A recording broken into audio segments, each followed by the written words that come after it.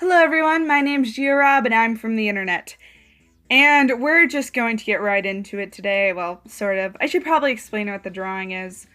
This drawing was experimental. I did this sketch on a piece of cardstock and then I decided, I'm going to shade it and then I'm going to watercolor over it and see what results I get. I've done this before in the past, but I'm just doing it again. Now, let's get right into the video. I hate myself for doing that. Anyways, today, as you could probably guess by that lovely intro, and also, if you just read the title, pretty sure everyone reads the title before they click on videos. What we are going to be discussing today is YouTube drama, and specifically my 4 pet peeves that I have with it. And to be honest, they're not really pet peeves, they're just straight up problems, because I think that all of these are just really, really not good things and I don't understand them. But, I've wasted enough time on the intro. Let's get into the first problem that I have with YouTube drama. Making nothing out of nothing. Let's just say you have a very distinct voice. You have a very distinct style. You have a very distinct way of presenting yourself. And yeah, it can come off as a little bit curated, a little bit edited, but some guy who puts half as much effort into his YouTube videos as you decides that they're just gonna go over there and make a rant on you because they don't like what you're doing. This is super annoying and really, really petty because it's not even about actual drama. Instead, it's more about just you not liking something and you deciding to voice that. Now, in some senses, that makes sense because it can be a review. And hey, if you want to make a review of a YouTuber, that's fine. But where it stops being a review is when you start blowing things out of proportion. For instance, there's a YouTuber, not a YouTube video, a YouTuber who has a very distinct high-pitched voice that may or may not be her own or just might be her voice acting. No one really knows, and to be honest, no one really should care. But, that's besides the point. Gotta keep moving on here. And because of this, she also sometimes talks about how she would occasionally get bullied for some other things, which, is fine. It's a way to, talk to people. And you know what this person decides makes sense? She just straight up manipulate her. Okay, first off, if we're gonna go by that logic, then everyone on the internet is a manipulator. I'm a manipulator, you're a manipulator, we're all manipulators. And you wanna know why? Because none of us are being our 100% self on the internet. None of us.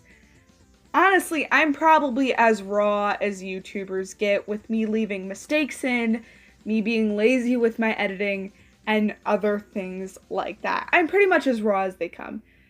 But even then, even I still check myself before I wreck myself. Even I put a filter on things. Because it's just the way we do it. We want to look the best we can, especially online. So it's just really annoying and petty when I see people make videos like this and blow it way out of proportion. And now on to my second pet peeve. Bringing up stuff from the past. Baby, seasons change, but people don't. And actually, people do change. I don't know, I just really love that song. Breaks over the takes over, takes over the breaks over. I can't. I'm the worst Fall Out Boy fan in history. But I just wanted an excuse to sing that song. Anyways. I'm gonna be saying anyways a lot, so you better prepare yourself for that.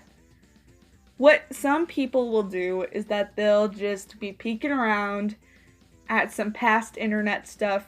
They'll leak photos, they'll leak old chats, they'll leak stuff that really just isn't relevant anymore. Now, it makes sense if it's something like a child predator. Okay, like, obviously, if someone used to, like, prey upon kids, please expose them. But, you know, if it's just, like, stuff like their own personal stuff that really isn't hurting anyone, then why are you bringing that up and making a big deal on the internet about it?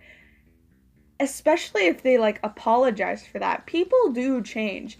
And unless it was stuff that directly ended up hurting and traumatizing people, I just don't get why you're making a big fuss out of, like, one comment that was said a year ago. Especially because I have things that I wish I didn't say yesterday.